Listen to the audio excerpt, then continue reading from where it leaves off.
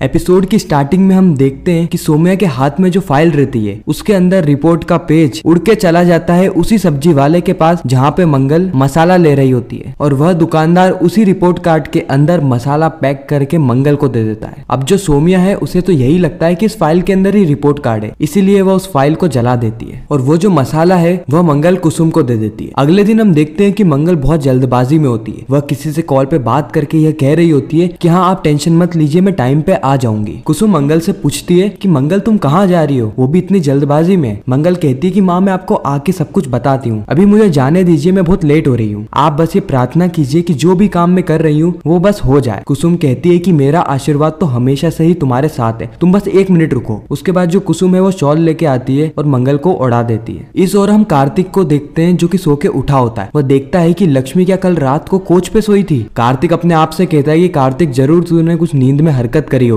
जिसके कारण लक्ष्मी को कोच पे सोना पड़ा। चल बेटा फटाफट जाके उससे माफी मांग ले। और जैसे ही कार्तिक लक्ष्मी से बात करने ही वाला होता है उसी समय कार्तिक को फोन आ जाता है जहाँ पे उसे पता चलता है कि जो शूटिंग है वो पोस्टपोन्ड हो गई है, जिसके चलते कार्तिक लक्ष्मी को कहता है कि आज के दिन हम रेस्टोरेंट में चलते हैं जहाँ पे हम तुम्हारा फेवरेट खाना खाएंगे। लेकिन जो लक्ष्मी रहती है वो मना करके वहां से चली जाती है। कार्तिक समझ जाता है कि लक्ष्मी किसी न किसी चीज से उसके लिए नाराज है। इस ओर लिपिका और शांति मंगल से मिलने के लिए घर पे आए होते हैं, लेकिन कुसुम उन्हें बताती है कि मंगल तो किसी काम के चलते बाहर गई है। कुसुम शांति से कहती है कि आप तो जानती हो ना मंगल को, जब उस पे काम का भूत सवार होता है तो वो अपने बारे में सोचती ही नहीं है। शांति कहती है यही तो प्रॉब्लम है ना मंगल की, कल मैंने पूरा मामला सेट ही कर दिया था हॉस्पिटल में, लेकिन उसने सब कुछ बिगाड़ दिया। कुसुम कहती है कि छोड़िए ना कल की बात को, वैसे भी कल का दिन मेरे लिए बहुत शर्मिंदगी भरा दिन रहा और मंगल को भी कल के दिन बहुत कुछ सुनना पड़ा। कुसुम लिपिका से कहती है कि अब तो तुम्हारी शादी होने वाली है ना, चलो रसोड़े में और मेरा हाथ बटाओ। इस ओर हम देखते हैं कि अदित और सोम्या रेस्टोरेंट में आए होते हैं और सोम्या दबा के पैनकेक खाती है। कहती है कि पहले तो मेरे बेबी ने खाए थे और अब मैं खा रही हूँ, अब तुम क्या अपने बेबी का भी खाना रखोगे अदित। ये सारी चीजें जो सोम्या है वो मजाक मस्ती में कह रही होती है और अदित भी मजाक मस्ती में जवाब दे रहा होता है। उसी समय सोम्या देखती है कि मंगल किसी और आदमी के साथ इसी रेस्टोरेंट में बैठी हुई है और यह दृश्य देख के तो वो बहुत ज्यादा शॉक हो जाती है। वह अदित को भी पीछे मुड़ के देखने को कहती है, साथ ही वह अदित के कान भी भरने लग जाती है कि कल को तो यह मंगल तुमसे डिवोर्स की बात कर रही थी और आज तो ये अपनी लाइफ सेट करने पे आ गई है। इस ओर हम देखते हैं कि जो आदमी मंगल के पास में बैठा होता है वो और कोई नहीं बल्कि मकान मालिक होता है और मंगल उससे मकान के सिलसिले में बात करने आई होती है। मंगल ये सारी ही चीजें ओपन रह के बता देती है कि उसका डाइवोर्स होने वाला है और वो अपने बच्चों के साथ अकेली रहने वाली है। लेकिन वह जो आदमी रहता है वह सही नहीं रहता है, वो मंगल की पर्सनल इन्फॉर्मेशन को उसी के खिलाफ यूज करने की सोचता है, यानी मंगल का फायदा उठाने की सोचता है। वह मंगल से कहता है कि मैं भी अकेला ही रह रहा हूँ, मेरा भी डाइवोर्स हो चुका है और मुझे पता है अकेलापन कैसा होता है, लेकिन मैं आपका अकेलापन दूर कर सकता हूँ, क्यों मंगल जी। फिर वो मंगल को टच करने लगता है जिससे कि मंगल बहुत ज्यादा अनकंफर्टेबल हो जाती है और उस आदमी पे चिल्लाने लगती है और जैसे ही मंगल वहां से जा रही होती है उसी समय वह आदमी मंगल का हाथ पकड़ लेता है। अब क्योंकि अदित दूर खड़े खड़े सारी ही चीजें देख रहा होता है तो वो जल्दी से मंगल के पास आता है और उस आदमी को जोरदार चाटा मारता है और इस रेस्टोरेंट से भगा देता है। मंगल अदित से कहती है कि इसकी कोई भी जरूरत नहीं थी, मैं अपने आप को संभाल लेती।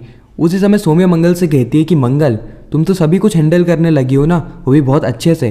कल तो तुम डाइवोर्स की बात कर रही थी और आज तुमने बॉयफ्रेंड भी बना लिया। मंगल कहती है कि आपकी जैसी सोच है ना उस पे तो मुझे शर्म आती है, दया आती है मुझे कि आप ऐसी सोच के साथ जी कैसे सकती है। फिर मंगल अदित को बता देती है कि वह आदमी और कोई नहीं बल्कि उस हाउस का ओनर था जहाँ पे मंगल रेंट से रहने वाली थी, क्योंकि तलाक होने के बाद उसे कहीं तो रहना होता ना। अदित कहता है कि तुम कहीं पे जाओगी तो क्या बच्चों को भी ले जाओगी। मंगल कहती है कि हाँ। अदित कहता है कि मेरे बच्चे कहीं नहीं जाएंगे, वो इस घर में ही रहेंगे और तुम भी इस घर में ही रहोगी क्योंकि तुम उन बच्चों की माँ हो। मंगल बिना कुछ कहे ही वहां से चली जाती है। उसी समय वेटर सोम्या और अदित का पेमेंट आया होता है, लेकिन अब अदित जो है वो वॉलेट भूल गया होता है, इसीलिए सोम्या को ही ये सारा पेमेंट करना होता है, जिससे कि सोम्या का मुंह फूल जाता है और सोम्या कार उठा के वहां से चली जाती है और अदित को वहीं पर ही छोड़ देती है। और जो मंगल है वो वहां पे ऑटो का वेट कर रही होती है। वो देखती है कि अदित के पास कोई भी पैसे नहीं है, इसीलिए वो अदित को 200 रुपए का नोट दे देती है और फिर वो ऑटो में बैठ के निकल जाती है ऑफिस के लिए। सोम्या की रिपोर्ट को पढ़ लेती है, लेकिन उस रिपोर्ट में लिपिका को किसी का नाम ढंग से नहीं दिख रहा होता क्योंकि मसाले के कारण नाम मिट गया होता है, इसीलिए लिपिका उस रिपोर्ट को फेंक देती है।